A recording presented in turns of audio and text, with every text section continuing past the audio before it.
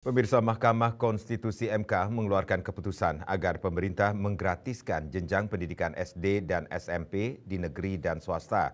Kebijakan ini disambut positif oleh masyarakat dan pengamat pendidikan. Putusan MK sifatnya final dan wajib dilaksanakan perintah apapun caranya.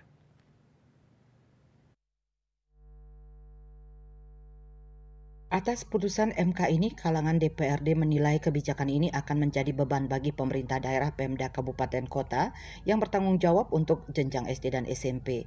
Pengamat pendidikan yang juga mantan Kadistikpora Provinsi Bali, Ide Bagus Anom, saat ditemui di Gianyar Jumat 30 Mei 2025, menyambut positif putusan MK yang memerintahkan agar pendidikan dasar dari SD hingga SMP di sekolah swasta maupun negeri digratiskan.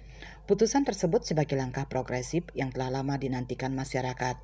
Menurutnya, keputusan MK sejalan dengan tujuan utama kemerdekaan Indonesia, yakni mencerdaskan kehidupan bangsa dan wajib sekolah 9 tahun.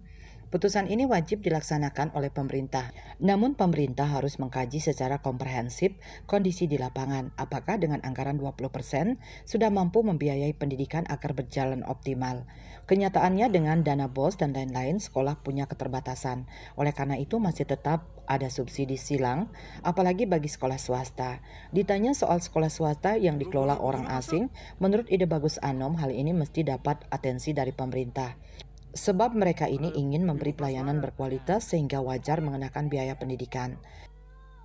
Ya, kita seyogianya bijaksana dalam melaksanakan kondisi-kondisi real yang ada.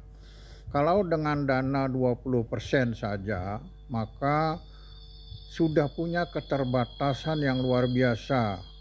Karena dengan dana BOS dan lain-lainnya itu, maka sekolah hanya bergerak pada sangat-sangat standar.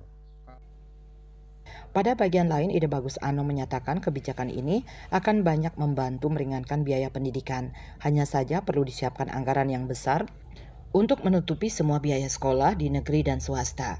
Jika ini bisa dipenuhi, maka tak akan lagi ada dikotomi sekolah negeri dan swasta, sebab selama ini masyarakat cenderung memilih sekolah negeri karena relatif murah dan berkualitas. Swece Bali TV.